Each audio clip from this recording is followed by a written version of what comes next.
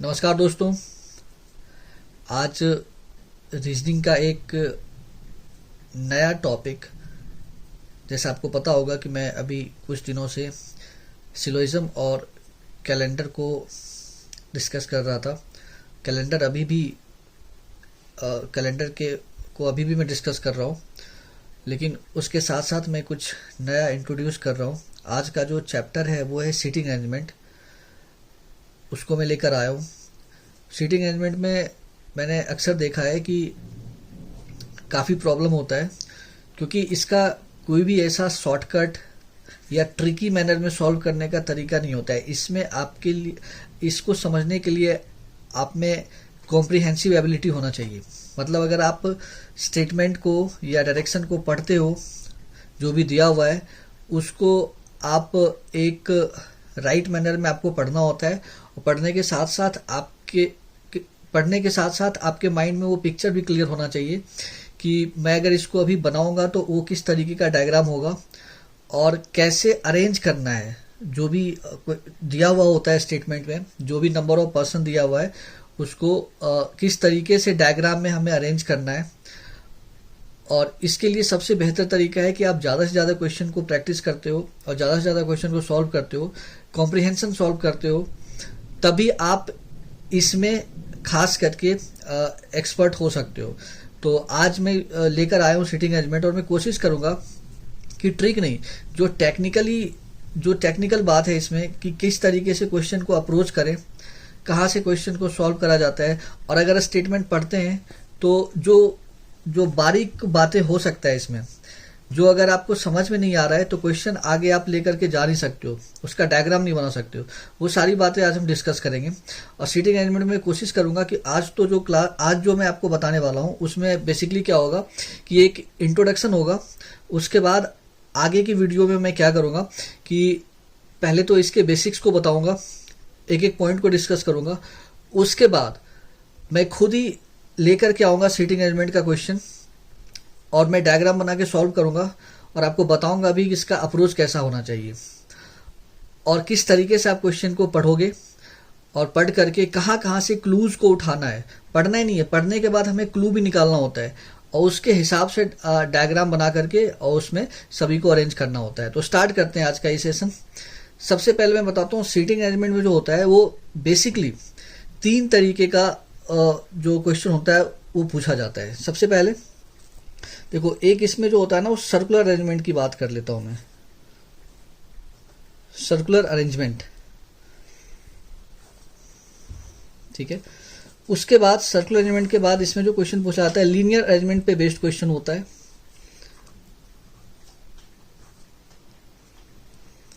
इस सब को मैं सेपरेटली अलग अलग डिस्कस करूंगा।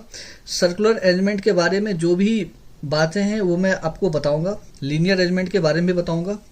और एक और होता है इसमें, जो जैसा आप समझ सकते हो ज्योमेट्रिकल फिगर होता है, जिसमें स्क्वायर एंड रेक्टेंगुलर अरेंजमेंट भी होता है, ठीक है। तो बेसिकली ये 3 तरीके के क्वेश्चन में पूछा जाता है। देखो, अब डिपेंड करता है क्वेश्चन के लेवल पे इसमें, और एग्जाम पे भी डिपेंड करता है कि किस एग्जाम में क्वेश्चन पूछा गया है, उससे इसका डिफिकल्टी लेवल पता चलता है। इसमें बेसिक क्वेश्चन भी होता है, बेसिक लेवल का भी क्वेश्चन पूछा जाता है, इसमें मॉडरेट लेवल का भी क्वेश्चन पूछा जाता है, और डिफिकल्ट लेवल का भी क्वेश्चन पूछा जाता है, और काफ़ी पजल्ड होता है। ज़्यादातर बच्चों को इसमें प्रॉब्लम होता है, क्योंकि जब पजल्ड क्वेश्चन होता है तो वो क्वेश्चन को पहले उसको रीड करना होता है, और साथ के साथ रीड करने के साथ साथ आपको उसके साथ ही डायग्राम भी बनाना होता है, सॉल्व भी करना होता है। और ऐसा नहीं होता है कि आप जब रीड कर रहे हो तो सारा क्लूज आपको मिल जाता है, आपको क्लूज को फाइंड करना पड़ता है एक एक करके।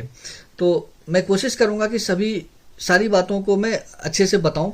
तो आज जो देखो मैंने बताया कि इसमें बेसिकली 3 तरीके का पूछा जाता है इसमें क्वेश्चन। सर्कुलर वाले में देखो 2 तरीके से होता है इसमें। एक तो होता है इनवर्ड और एक होता है आउटवर्ड।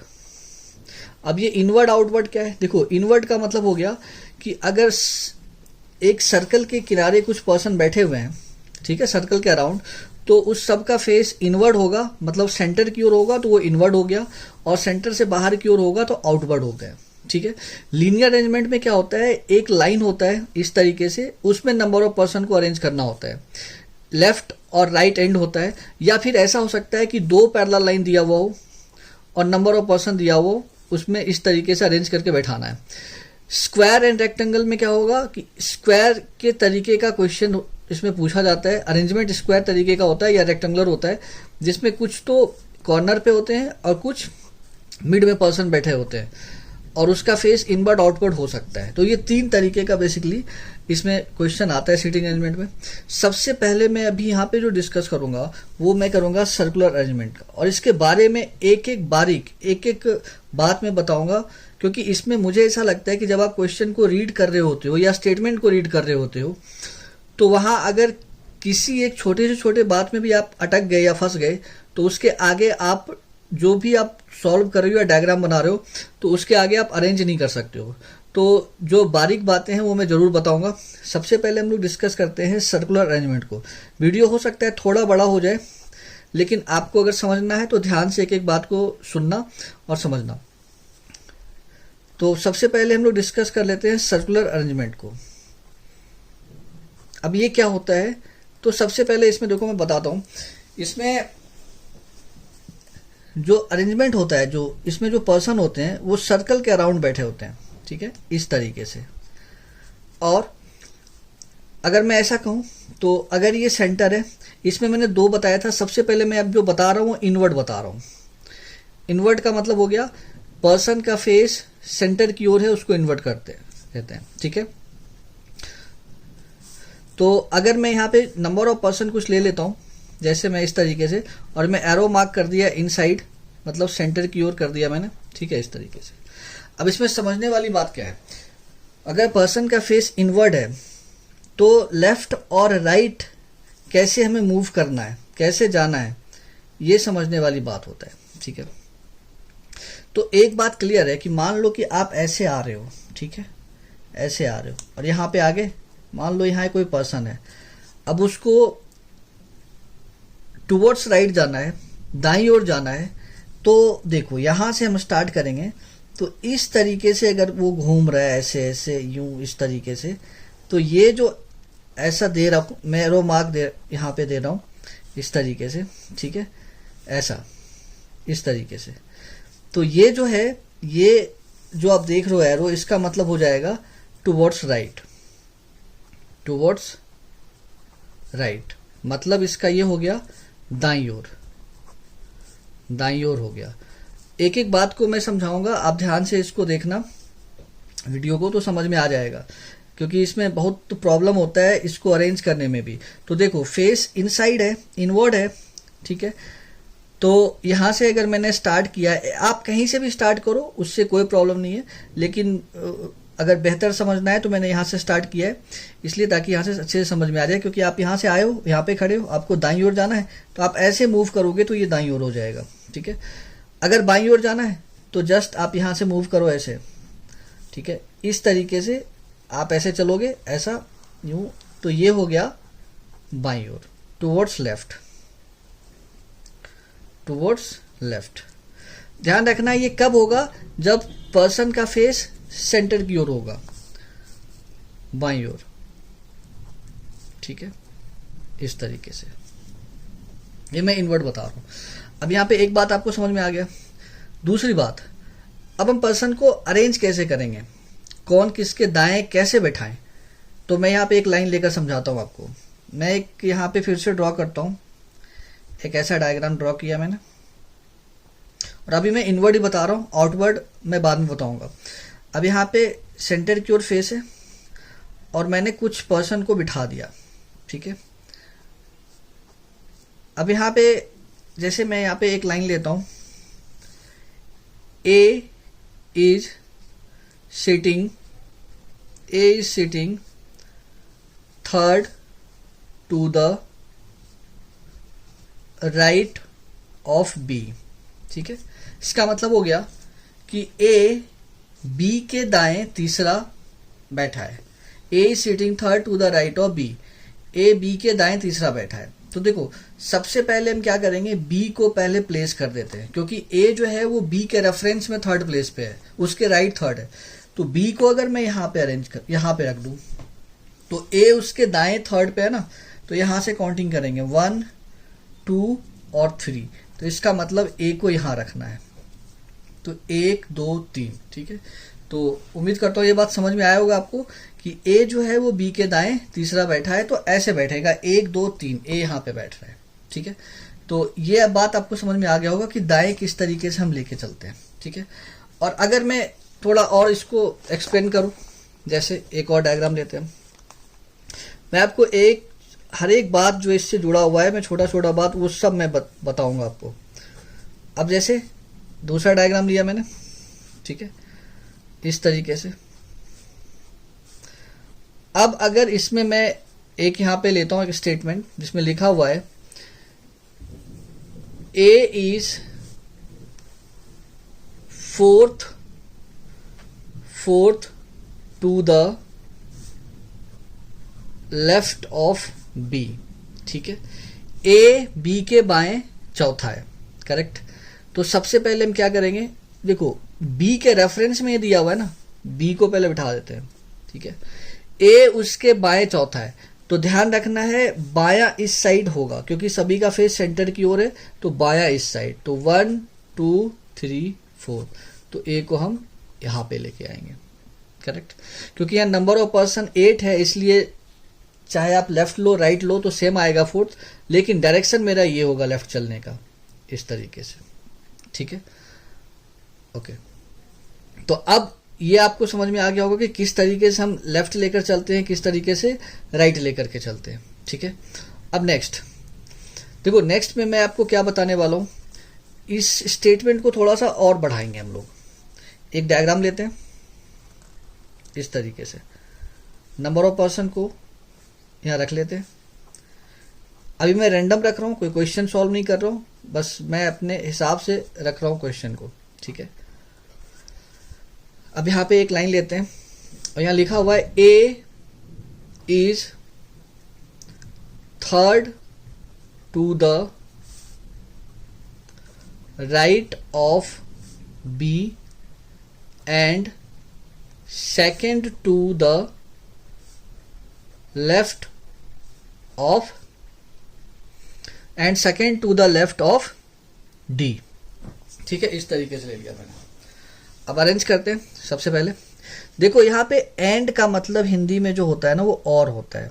ठीक है, तो क्या इसमें क्या दिया हुआ है, A is third to the right of B and second to the left of D. इसका मतलब सबसे पहले हम इसको ब्रेक करके मैं आपको बताऊंगा।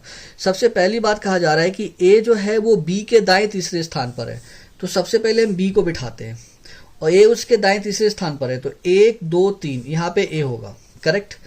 अब नेक्स्ट क्या है, and second to the left of D, and या फिर और कह लो, और डी के बाएं दूसरा। देखो यहाँ पे डी है और डी के बाएं दूसरा।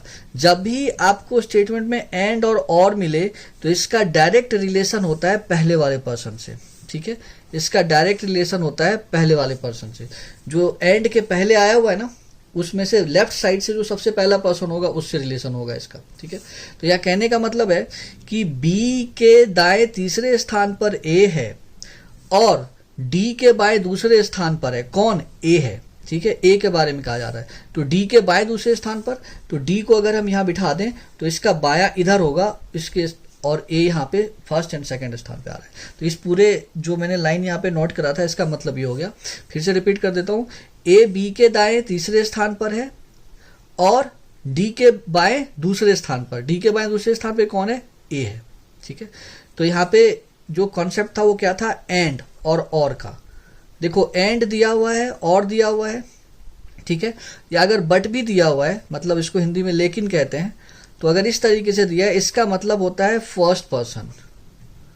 फर्स्ट पर्सन की बात कर रहा होगा। फर्स्ट पर्सन कौन, फर्स्ट पर्सन जो एंड से पहले है, उसमें लेफ्ट साइड से जो आ रहा होगा पहला व्यक्ति, आप काउंटिंग लेफ्ट से करते हो ना, तो पहला व्यक्ति जो आ रहा होगा उसकी बात करा जा रहा होता है। ठीक है, उसके बाद एक और यहाँ पे ले लेते हैं डायग्राम इस तरीके से, कुछ पर्सन को यहाँ बिठा लेते हैं।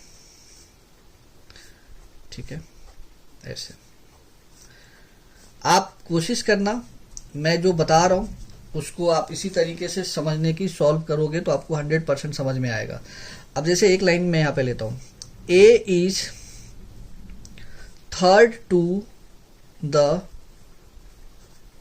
Right of B, A is third to the right of B, who sits second to the left of D. ठीक है, हु का मतलब यहां पे होता है जो कि, है ना, जो कि या फिर जो। अब यहां पे देखो सेम क्वेश्चन है बट यहां पे एंड था, यहां पे हु करा है मैंने, लेकिन सेंस बदल जाएगा इसका।